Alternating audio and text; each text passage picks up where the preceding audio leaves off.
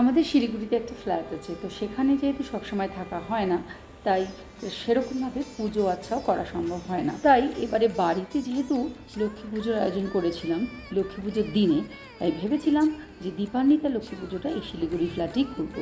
তাই যতটা সম্ভব চেষ্টা করে সব বিভিন্ন সরঞ্জাম জোগাড় করে এই দীপান্বিতা লক্ষ্মী পুজোর আয়োজন করেছিলাম।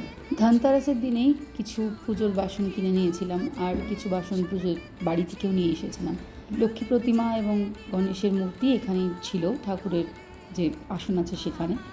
বাদবাকি কেনাকাটি করে যেটুকু আয়োজন সামর্থ্যের মধ্যে কুলাতে পেরেছি আয়োজন করে এখানে পূজার ব্যবস্থা করেছিলাম। সামর্থ্যের মধ্যে যতটা সম্ভব ভোগ নিবেদন করেছিলাম, এবং এই প্রথমবার পুরো পুজোটাই নিজে হাতেই করেছি। সমস্ত পূজা বিধি মন্ত্র সব কিছু জেনে নিয়ে নিজেই এই লক্ষ্মী পুজোর আয়োজন করেছি এবং নিজেই পুজো করেছি।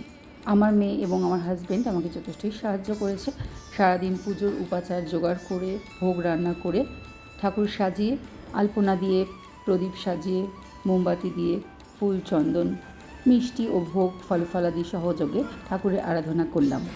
পুজোর আয়োজন কেমন লাগলো আপনারা জানাবেন।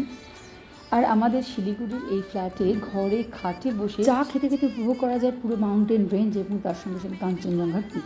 সেই ভিউ পরবর্তী ভিডিওতে আপনাদের সঙ্গে শেয়ার করব। সবাইকে দীপাবলির অনেক শুভেচ্ছা।